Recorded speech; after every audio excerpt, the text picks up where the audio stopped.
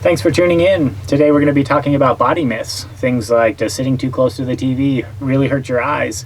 Do women have Adam's apples? Does it take gum 7 years to digest? Exciting stuff. Mm-hmm. All right, I'm excited about this episode because I like knowing stuff. And so I think a lot of these things I assumed were true. And so if they're not true, I want to know so I don't make a fool out of myself. So that you guys don't seem silly around the water cooler? Right, totally. But, and then the couple that I ended up focusing on, I was like kind of pleasantly surprised. So do you want to hear my first one? Yeah. Okay. So it is that you have 5 senses. So the tagline kind of threw me a little bit because I'm like, well, of course you do, right? So the myth is that you have 5 senses. Yes. And so sight, hearing, taste, touch, and smell, which we all know is true. Mm-hmm. And then I would say that it's also probably true to say that not everybody has equal abilities in all of those senses. But for the most part, some people might lack, maybe somebody lacks sight. But they're saying that you actually have more than 5 senses, way more. In fact, scientists aren't even sure how many more. They estimate range of 22 to 33. Really? Which I thought sounded a little bit over the top. But they're actually saying that they're considering the sense of balance, the sense of temperature, the sense of pain, and the sense of movement. And I won't bore you with my verbal interpretation of nociception, the sense of smell or sense of pain. Let me finish, Scott, before you get all steady finally on me here. It says, while none of these additional senses include the ability to communicate with the dead, they're absolutely essential for life. So, and I think their joke about that is that people think of like ESP as another sense. And so they're not saying that they are these all-knowing, super fancy, crazy alien sensing things, but they're all different ways that we help maintain homeostasis with the body, protect ourselves, all that kind of stuff. So they are... Okay, list them off for me again, because there was a couple that I thought were kind of, yes, they already are those things. So just the few that they list here is the sense of temperature, the sense of pain, sense of movement. So those two, temperature and pain, in my mind, that is touch, right? Like you touch something and you sense that. The reason how are they that I would say pain is different. So I don't know if that'd be different because, like, when we talked about like why capsaicin works, that vanilloid class of receptors that that gets. I mean, the temperature of 109 degrees will stimulate that receptor. It's just like when you touch something, it's stimulating like dendrites and axons and such. So it's kind of the same thing. Touch encompasses that. Yeah. So is that really its own sense, or is that part of I'm going to use my own personal experience to counter what you're saying. We all know I don't like to be touched. Can we say it's a subclass of touch? Maybe. But let me make my argument first. So even getting a pedicure, incredibly ticklish. Like my feet, I go crazy. I hate it. I don't even like to really, like when people don't warn me and touch me, it kind of startles me, right? So therefore I would be very sensitive to touch, we would assume. But then with like heat or temperature, I have all kinds of scars because I don't recognize that it's hot before it actually does damage to my body. Like it happens all the time. I'll reach in to grab something out of the oven and it'll take me a second before I realize that it's now like blistered my skin. And that happens all the time to me. Like it's a joke in my family that I'm scarred up because I don't, and I like my shower super hot and all of that. So to me, my sense of pain or what have you is different than my sense of touch. Well, I would guess I would disagree a little bit in that if that pain from like say burning is that transient receptor protein vanilloid class. So you have less of those receptors. And maybe your density of dendrites is more than this density of like receptor sites, but overall it's still a class of touch in my mind. So maybe it's just a subclass of senses, not like, so you can say maybe it's its own thing. Yeah. Just like, a Ford, F-150 is different than a Toyota Tacoma, but they're both trucks, Right. Well, what about like we just did the broken heart syndrome? You don't have to be touched to have that create pain, right? Like correct. The symptoms of a broken heart is because someone died and it's not even, you're not being touched or True, that's anything? just your sympathetic nervous system Okay. in discharge and the reactions to those I've just neurotransmitters. taken the fun out of everything. Well, one of the things that I was considering too, and this is more, I'm going to connect us with the animal kingdom or something, but have you ever had like an event, like a Mother Nature type of a thing, an earthquake or something like that, where the seconds right before it, you felt like something was off? So sense of movement, sense of balance, something like that. Animals have it, you know, or I think they do, because, you know, I've had animals that have acted really strange right before an earthquake or something.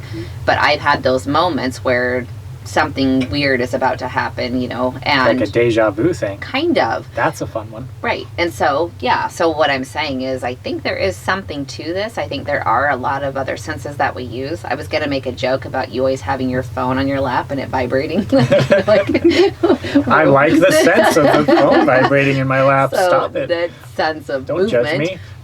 But just the sense of like temperature and balance makes sense to me, because I feel like some people, we're Well- going to do a future episode, we're going to do the one on kind of motion sickness.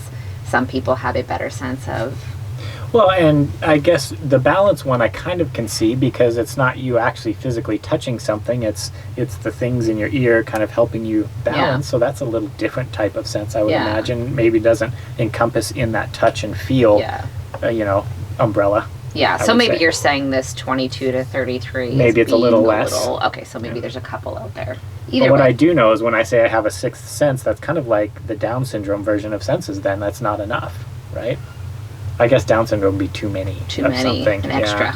Yeah. So your version is like the Down syndrome. That's right. You got too many senses. That's right. But I just liked it. I thought that one was kind of interesting, and I'm always the one that likes the weird. Well, I think it would supernaturally be stuff. how you define a sense. Then Right. would be the thing. Well, and I think that's why there's so many, because they can't agree, correct, on what classifies a sense. True. Like the pheromones we talked about, right? What classifies a pheromone? Because just vomiting and someone being, you know, repulsed by that, is that then a pheromone? No, it's vomit, and you just don't like the way it smells. You know. Back to that again. The old vomit explanation. Somebody was vomiting all over the place yesterday. It was gross. I couldn't get out of the Pheromones couldn't get out of there, and I everywhere. was like, pheromones, it's everywhere. And there was like poop particles everywhere, and I'm like, oh, pheromones, I'm getting pink eye. I just know it. Anyways, All right. Well, what do you have, Scott? that women don't have Adam's apples. The myth that women don't, and if you see a woman with an Adam's apple, you're like, oh, Man. gotta be a man. Yeah. And And that's one I think I've always just assumed was true. You know, like, I did too. yeah. Because you can't see them on women, right? Right. It's smaller. Not typically, yeah. And there is, because that is such a thing, there's tons of women out there who they do have prominent. You two actually surprised me that you don't, because it's Because of our finger ratio. because of your finger ratio and your testosterone levels. Yeah. You know, we talked about, you know, higher testosterone levels, you know, increasing your finger ratio. But anyways, We should actually get tested, like how much we have in our system. Testosterone. Yeah. Just Now to I'm see. just curious, because you just threw that out there like it was a fact. Yeah. Based on our fingers. I don't know. I'm So not what is totally the test for buying that? Like, into how it. do you test for that? for testosterone Yeah. levels, yeah, just go test for it like anything. Like you get a blood test. Oh, well, You know, I have to 'cause- go in to get my physical soon, so maybe I should request. Like, is it just a full? Well, low T levels is kind of a thing for that aging men who, you know, they're less But energy. would insurance cover it? Because I'm a woman, they're going to be like, No, low you don't T's need fine. it. Yeah, you're good. You're supposed to have low T. Well, no. So what is classified as low T for you would be different for a man, because there's levels, right? Right. But there is actually women who don't like the fact that they have their Adam's apple prominent, because somehow people kept calling them a man. Then there's something called chondrolaryngeoplasty, where Oh, wow. you can just, it's tracheal shaving basically. They go in there and they cut off that prominent But do laryngeal they? prominence. But do they that- do that for women, or is that more something like a man who's transitioning to become a woman? Is So that somebody? most of them are for that. Okay. But you can, if you are a woman and have it, you can get this done. The cost is about $3,000 to $6,500 is Wow. what I found online for the different docs who do it. The cheapest was $3,000. I don't know if you go with the cheapest. Yeah. You know, it's like when you get a Right. bid for plumbing, do you really go with the cheaper? I don't know. Or is that person so proficient that they're just like, It's just assembly line yeah, style. Bring like, them in. just, Whack, I'm whack. good. I'm quick. Yeah. All right. So, but yeah, $6,500 was the most expensive I saw. I just so. feel like that money could go to other places. I just feel like if that's your biggest concern. Well, yeah, because and now I'm a guy, so it's different. But if I was a woman and had this laryngeal prominence out there, we should probably get into the specifics here in a second. But if I was that person, I would be like any guy that came up and said you're kind of a man. I'd be like, clearly more of a man than you, because look at this guy right here, And then I'd start tickling it in front of him and stuff. Weird. I actually was going more of the route like I probably would do some augmentation or maybe a nose job before I'd worry about my Adam's apple, but whatever, Scott, that's fine. Anyways, so what is that thing, right? It's your laryngeal prominence. So everybody has a larynx. It's your voice box. When you're young, men and women, your voice box is about the same. Everybody's size is going to be a little bit different, your vocal cord size anyway. And it's about 2 millimeters when you're kids, and then puberty happens, and testosterone levels will affect the length and the girth of your vocal cords. So men tend to have higher testosterone levels, so their vocal cords tend to be longer and thicker, which is why they get the deeper voices. Men on average have 16 millimeters-ish for their vocal cord length. Women have about 10 millimeters-ish, and that's going to be an average. So, it's about 50% greater for boys. Because of that, what you have on the front of your voice box is some thyroid cartilage, and that kind of helps protect your thyroid and your voice box in general. There's a little shelf on the front of there called your laryngeal prominence, and that's what you're looking at with the Adam's apple. And because men's voice boxes are bigger, it pushes out that thyroid cartilage more, so you can see it better. And that's all that it is men's are bigger than women's. There is a huge discrepancy in my homework and April's homework Scott's homework. I was going to say, Scott does such a better job at educating our listeners. Yeah. Well, you want to know, right? Like, what is that thing? I'm like, I watched The Sixth Sense. I see dead people. But women do have technically Adam's apples, you just can't see them. That's simple. Exciting. I have, my myth is sitting too close to the TV is bad for your eyes. The most this will do is give you a headache from eye fatigue, and they think that the rumor probably started when TVs were old and produced some x-rays. Oh. I always thought it was like your parents were like, get out of the way, you make a better window than you do a door or whatever, and like get away from the TV. Me sort too. Of thing. Yeah. But no, apparently not. Most likely people are sitting too close to the TV because they already have poor vision. Oh. So which came first kind of a thing. Yeah. Okay. One of those old school TVs with the pixels, and you get closer and you couldn't really even see what you're saying because there's like, 2 pixels per inch or something on those things. It's ridiculous. Right, and I just thought it was like the lazy kid. Like, you don't want to get too far because it was the old turn knob. Oh. Yeah. Yeah, so it's just easy to be right there so you can turn it for the 5 I remember when I channels first got a remote and I didn't have to get off the couch to turn it up, and it was like magic. Yeah. So amazing. Because as the kid, you'd always be the one turning the TV. for Parents sure. aren't getting off the couch. Right, Lazy for sure. You'd sit on the floor. bastards. So yeah, I always just assumed it was the same thing. Like, but I did think there might have been like a risk for cross-eyed or something. Like, I remember thinking if you're too close, maybe you'll... Oh yeah, because you're always zoomed in or whatever. And then maybe what has perpetuated that rumor for me is as an adult sitting behind my computer screen, so like typing for a couple hours or working on something and reading it and then walking away and everything else is kind of like blurry or, Well, and they did say that is because you're so focused that the eye fatigue, you don't blink as much as when you're in front and you're just so focused on what you're reading in the screen. And isn't there something with cell phones? Like, I remember seeing something about the light that it emits, and it's like not good for sleeping. Mm-hmm. Is there any... Well, so light in general, like what's causing that is light stimulates cortisol to be released in your body. So you get sympathetic... cortisol is a sympathetic nervous system thing, so that's your fight or flight. So if you've got that floating around, you're not going to be able to sleep as much. Darkness stimulates melatonin, which makes you sleepy. It's important for sleep-wake cycles. Medical words are so... dumb. Well, no, like there's so... like melanin. Now I'm thinking about skin issues. Like, I'm just like, they're so close and confusing. It is. It's too hard. Well, and now cell phones are... do the automatic light on and off. Yeah, or the blue lights. right? Or is it blue?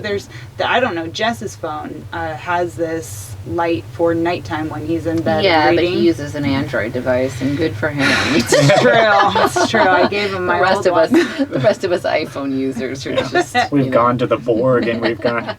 Yeah. But they're One of thinking us. about that Mhm. now. One of us. Yeah.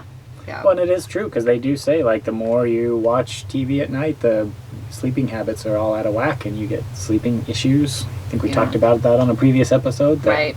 I don't actually know if we posted or not yet, so try not to look for it, because I don't think we did.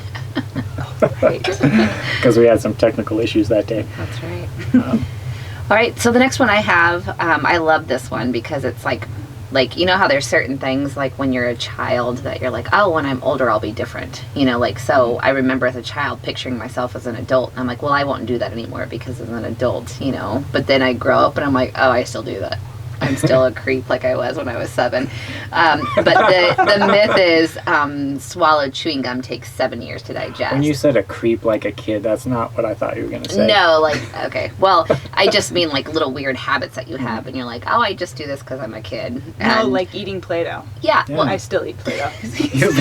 so exactly, actually, sadly, April, that's exactly what I April's meant. in the corner with paste and Play-Doh, just... But I think I actually started this as a kid, almost like it's a symptom of my like rebellious nature. Like I just refused to. But it was, I would always swallow my chewing gum. Like even like the what is it, Big League Chew? Mhm. Like I refuse to spit it out because I'm like, I'm gonna see what happens. Like, does it really take 7 years?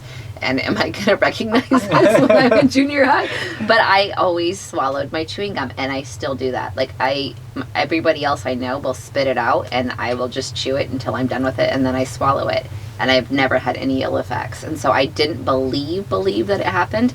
But reading it, it says that, you know, that chewing gum actually has a synthetic rubber base that you can't digest. And so that's why it doesn't mean that it'll take 7 years, but basically your body doesn't digest it like other foods. So like if you go to April's house and her septic backs up like it once did, we're going to see corn and chewing gum.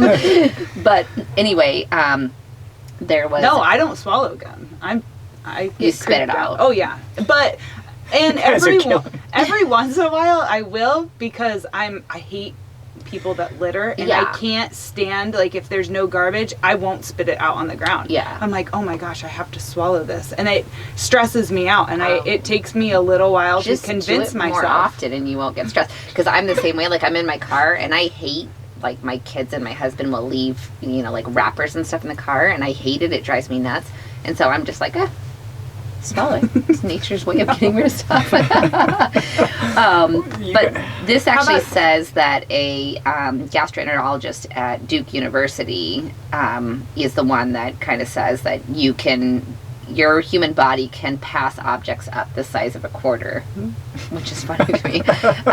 So no single piece of gum should be an issue. But if you were to swallow a whole bunch in a short amount of time, you could end up with a large that would be difficult to pass, you know, which, you know, is probably a risk with a lot of other stuff as well. Yeah. So anyway, I just thought that was interesting. Well, and I remember being a kid, and I vividly remember being 10 years old and thinking, I'm going to remember being 10, swallow the gum, and think, okay, when I'm 17, let's figure out if this is the same gum. But then I learned that's crap, so whatever. But No pun intended. Well, I want to know what the limit is. Like, how much could you swallow before it becomes a problem, and we should test it out. Well, that would Dr. be, Little from Duke University, he doesn't say specifically how much it is. And I guess it would probably It'd be depend on different the for every person person, yeah. and depend on... But once again, too, this actually just reiterated to me how impressive our bodies are. Because you think about, like, just this gum, like, you can't actually digest gum. So this gum you swallow and it rolls around and works its way through your digestion. It amazes me after seeing the innards of an animal that April and I saw last summer. Like, how does stuff not get kinked up in there more often? So have you guys heard this myth that cracking your knuckles is going to cause arthritis? Yeah, like I see older people with, like, the crippled up arthritic hands, and I'm always like, oh, they cracked their knuckles. Well, and... You just broke everything. Well, and so so I'll just tell you it doesn't. That's not a thing. So they're all. Well, what are you doing when you're cracking your knuckles then? It Okay. just seems unhealthy. Doesn't it? Yeah. So there are actually 100 types of arthritis out there. The ones you were talking about was rheumatoid arthritis. But so what you're doing with cracking knuckles is you've got 3 bones in each one of your fingers. They're phalanges. Each bone is just named by its placement there. So you've got your proximal phalange, medial phalange, distal phalange. And then each knuckle has a synovial sac around it that's got some fluid in there called synovial fluid, and that helps lubricate the joint and that sort of thing. Inside that synovial fluid is oxygen, carbon dioxide, nitrogen, these sorts of things. And when you stretch out that synovial sac, you increase the pressure inside that fluid, and the joint itself then will have decreased pressure. That gas will then turn into a bubble and come out of the sac as a popping sound. So it's just the popping of gas inside your knuckle. Yeah. April's popping her knuckles. So there's lots of different types. So that's what's happening with cracking your knuckles, right? It's just gas bubbles popping. So is that bad for you? Well, of all the types of arthritis, it can be caused by tons of different things. Did you guys know there's a sexually transmitted cause for arthritis?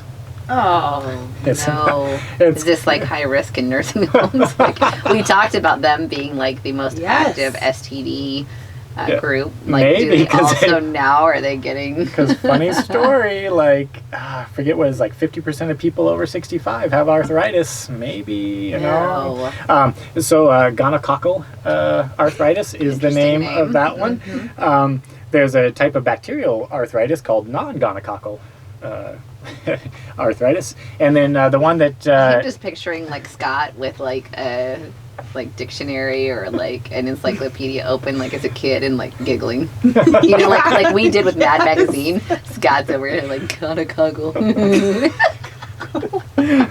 have you seen that movie Bad Words with oh my god, that is the funniest movie you'll ever see. It's got Jason Bateman in it, and I do love him. Is an adult that finds a loophole in the rules and enters a kid's spelling bee contest, and it is absolutely hilarious. Either way, there's this Indian kid in there that's like, what's your favorite word? And he's like, stop talking or I'm going to tell the pilot you've got a bomb in your bag or something. Something totally racist and inappropriate. Oh, absolutely. Yeah. And he goes, mine's subjugate, and then he gets this like super orgasmic look on his face. Subjugate. I'm like, terrible. That's what I thought of when you just said gonococcal. You identified with them, though, didn't you? Anyway, say it. Say gonococcal. No, so there's an autoimmune type of arthritis called rheumatoid arthritis, and that's the one that's making all of your deformed joints and such. The one that's more that most people used to think was this cause of the cause was these cracking your knuckles is osteoarthritis, and that is basically, it's kind of a normal aging process, but if you get extreme wear and tear on your joints, you can get this osteoarthritis, and so does that cracking of the knuckles and the popping of all that gas cause the excessive wear and tear on the joint to cause arthritis? And the answer is no. There's been tons of studies that say it doesn't. My favorite one comes from Dr. Donald Unger, who decided to prove this back in the day, and he cracked the knuckles on his left hand twice a day for 60 years and didn't crack the knuckles on his right hand for 60 years. And after 60 years, his quote was, "There is not the slightest sign of arthritis in either hand." So that was my favorite study on the subject. It was one guy, but it's like incredible. Super dedication. Isn't like, it? He's like more like, that's better than most marriages. Well, and my favorite part was, you guys have heard of the Ig Nobel Prize? So it's You've mentioned it, yeah. Yeah, so it's the Nobel Prize given to like research that does this really even matter, this weird, strange research. So like actual Nobel laureates give these people the prize. He won an Ig Nobel Prize for his research on cracking his knuckles for 60 years. But if you ever want to look up some funny studies, Ig Nobel Prize, look it up. There's some funny things people get for that. What is the one that makes your knuckles like footballs, like little mini footballs? That's the rheumatoid arthritis. It is. Yeah, Okay. it's an autoimmune problem. My great grandma had a lady over at her house when I was young, and her hands, I've never seen any hands like it since. Yeah. But they were so awful and huge knuckles, and they told me, see that, April? Don't crack your knuckles because that will happen. And I Did you didn't look- for a long time. Yeah. Did you look at it and go, it's rheumatoid arthritis? It's your body attacking itself. No, I was like 5. Yeah, you or wouldn't know. 6. But I think parents do that. I think parents do that all the time. Like they Yeah. tell their kids like a little lie. Oh, yeah. But I don't even know that it's bad behavior. I don't mind it when other people crack their knuckles, but for me, like it doesn't hurt, but it's I don't like probably it. like my 20th sense, that sense of like feeling. Your Down syndrome sense? The one that just like I don't like the sensation of the cracking. Like it doesn't make me feel good. Well, if you like what you saw or heard today, check us out on YouTube or our podcast. Or visit our website, medicalconfessions.com. Let me That's a see it. huge Do it. I spike. want to see it. Jeez. Oh, nice. It's almost annoying as my laugh. I know. But that's the point. That's what he said. It's Yeah. like super annoying and you'll never miss it. Let me send them an email later. Okay. Yep, I'll be at the computer You anyway. can be like our business manager. Kind of like your HOA. Like gave up the union and now I'm like babysitting our bullshit and my neighborhood. What are you doing? Oh, I just use So my pop 21st century. Oh, socket yeah. to pop it up So so I'm not leaning 1985. over and looking at it. Instead I can just Look perfect like you always do. I'm like crack at it. as long as you capture her like that and I'm gonna be like this. Today we're going to be talking about body myth. Nope, sorry. I need to sorry. It's not you, it's me. Yeah, it really is. I needed to I've heard that reposition, too many and times I in my didn't life to wanna- know you're full of shit. Wait. Not you, it's me. Okay. Click. Sorry. Like, I didn't know. I did because I prematurely clicked on the last one. Yeah. like, is he Premature done? clicker. Yeah. Mm. I like though how you're like taking the clicker up high to make sure like it gets I know full that effect. it's like it can't hear it down here. Yeah, you're like I noticed that Click, too. click. Like, stop it. my dad playing Nintendo when I was a kid. I still do that when I'm trying to play with the kids. My dad would like lift his leg like 4 feet up and we would stand behind him watching him because it was so bad. He would be like, like, what is he doing? He's like used to the Atari. Yeah, I love it when you get to like use a lot of big words and make people do stupid stuff and they believe you. It's fantastic. How many Like- times have you done that, Scott? I have one example. I think I've told you guys when I won't mention his name because we come across him on a daily basis. But I convinced him coffee makes your penis shrink over time. I don't think you've ever told me that No. before. Really? Yeah. So we were in the break room there, and he was drinking a ton of coffee, and I don't know what he said, but it was kind of annoying. And I remember I was like, "So you do know that coffee makes your penis shrink, right?" And he was And like, does he "No, still it believe doesn't." that? No, because so this is why the story gets great. So I just threw a bunch of words together. None of this is true. So nobody listening actually believed this. This is not true. But I said, well, the caffeine, is kind of theophylline based, and theophylline over time will shrink or decreases the elasticity in the tunica in your penis. So the more you drink, Tunica, the skinny. less. Like You could- remember that? Yeah, you would just throw a little bit out there, and I would be like, "Oh, I remember those words. That's true. Yeah. That's so true." Well, and so what I told him was it decreases the elasticity, so over time every erection gets smaller, so the more coffee you drink, the smaller your erections will be over time. He completely stopped drinking coffee for like 2 weeks, and like he was telling everyone Oh. it does, and finally he mentioned it to this nurse, and she looked at him and goes, "No, it doesn't. Who told you that?" He looked right at me, and I was like, "Eh." And he was might like, have made it "You're funny." a jerk." Wow. That is awesome. Because he probably lost sleep over it.